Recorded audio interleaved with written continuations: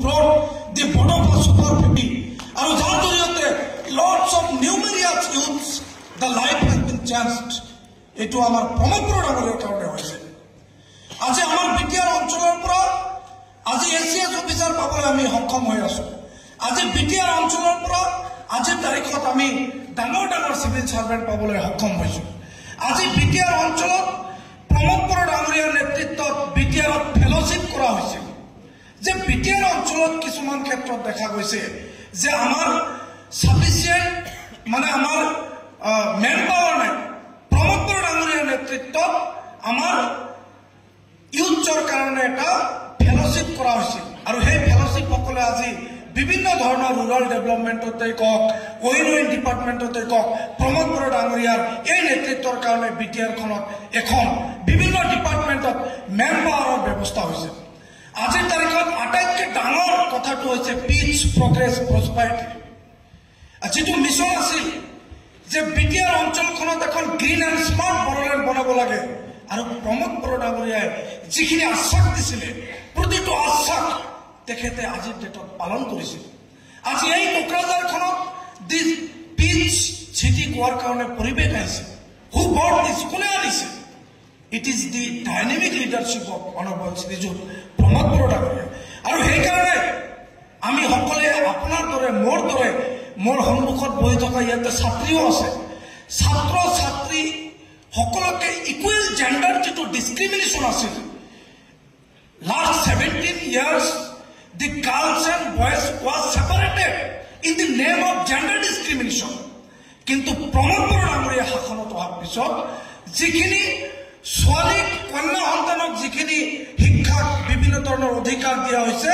সমান্তৰালভাৱে ইকুৱেলি বয়স ছাত্ৰৰ কাৰণে কিন্তু সমান সুবিধা দিয়া হৈছে সেইকাৰণে মই ভাবো মোৰ সন্মুখত বহি থকা ছাত্ৰীসকল ইউথসকল আছে এই ইউথসকলে আজি আমাৰ প্ৰমোদ ডাঙৰীয়াৰ লিডাৰশ্বিপৰ কাৰণে তেখেতে আগুৱাই আহিছে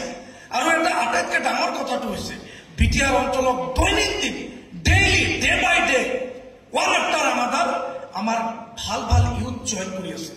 আৰু ডক্টৰ এপিজে আব্দুল কালামে এটা কথা কৈছিল যে only youth can change the society আৰু আমি এইটো ভুল কলেও নহব যে আমাৰ সিএম ছাৰো কিন্তু আমাৰ ইউথৰ ভিতৰত পৰে সিএম ছাৰ অলসো আমাৰ ইউথৰ ভিতৰত পৰে তো যাৰ কাৰণে আমি হাত চাপৰি দিয়াৰ কাৰণে আমি সাজু যে আমাৰ আজিৰ ডেটত আমাৰ আটাইতকৈ ডাঙৰ হৈছে সাৰ্ভাইলেন্স নিজকে সাৰ্ভাইভ কৰি ৰখাটো হৈছে আটাইতকৈ ডাঙৰ কৰ্তব্য আৰু দায়িত্ব আৰু কোনে সমাজখনক চেঞ্জ কৰিব only youth can change the society আৰু সেইকাৰণে প্ৰমোদ ডাঙৰীয়াই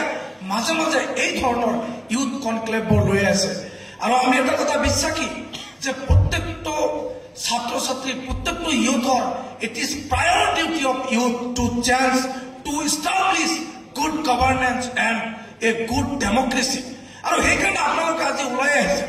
আৰু মই ভাবোঁ যে প্ৰমোদ ডাঙৰীয়াৰ যিটো সদিচ্ছা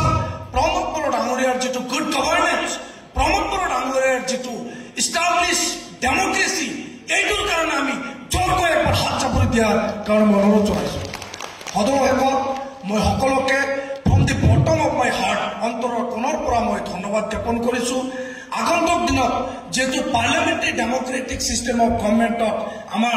জেনেৰেল লোকসভা ইলেকশ্যন আছে আৰু এই লোকসভা নিৰ্বাচনত আমি youth only youth can establish the democracy ইমানখিনি দায়িত্ব দি কনচেনট্ৰেটেড ইন ইয়ৰ হেণ্ড যে আপুনি চিন্তা কৰিব লাগিব আপুনি on whom behalf you will work মই ভাবোঁ যে আমি সকলোৱে আমাৰ দলৰ নীতি আৰু আদৰ্শৰ প্ৰতি আকৰ্ষিত হৈ আমি আজিৰ পৰাই ফৰ্ম ল'ব লাগিব আজিৰ পৰাই আমি থিৰাং ল'ব লাগিব যে আমি